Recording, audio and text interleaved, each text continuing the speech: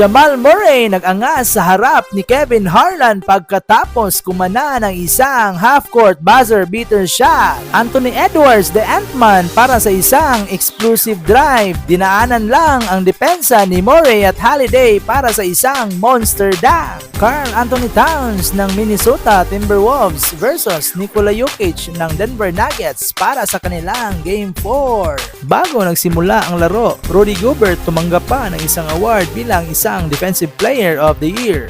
Samantala, Mike Conley naman bilang isang Teammate of the Year. Anthony Edwards at ang Timberwolves agad kumana ng isang driving layup sa first quarter. Sinundan pa ito ng isa pang tres mula pa rin kay Anthony Edwards. Nikola Jokic naman may pagbawi ng isang hook shot laban sa Sixth Man of the Year. Nikola Jokic pa rin para sa isang buzzer beater. May pa-let it fly pa si Jokic sabay tira.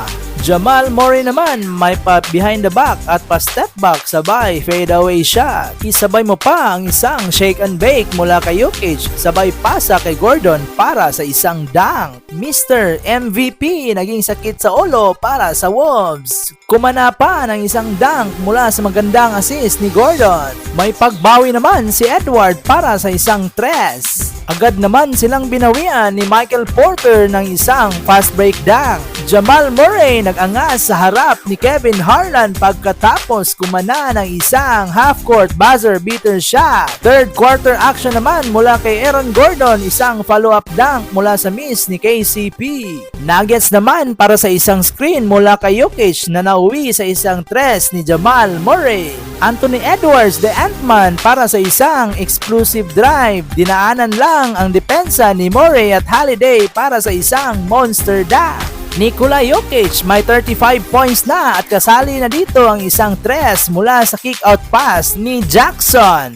Isang combination naman ang pagbawi ng Wolves. Drive kay Conley sabay alley-oop kay Gobert. Isang combination naman ang pagbawi sa kabila. Isang pick and roll para kay Jokic at Murray. 2 points ito para sa isang hook shot. Ang best defensive player of the year hindi makapaniwala sa nangyari. Na offensive foul ng matulak ng bahagya si Murray. Jokic naman para sa kanyang ika-7 assist, nahanap lang naman si Gordon sa ilalim para sa isang dunk. Edward naman para sa isang coast-to-coast drive sabay layup upang maibaba sa 8 points ang kalamangan ng Nuggets. Nikola Jokic na may 35 points, 7 rebounds at 7 assists kasama na dito ang isang driving hook shot. To seal the deal, isang drive na naman mula kay Nikola Jokic. At sa huli, panalo ang Denver sa score na 115-107. Maglalaban sila ulit ngayong Miyerkules para sa kanilang Game 5 sa home court ng Nuggets. Mga idol, huwag kalimutang mag-subscribe, like, and hit the notification bell para updated kayo sa susunod nating videos.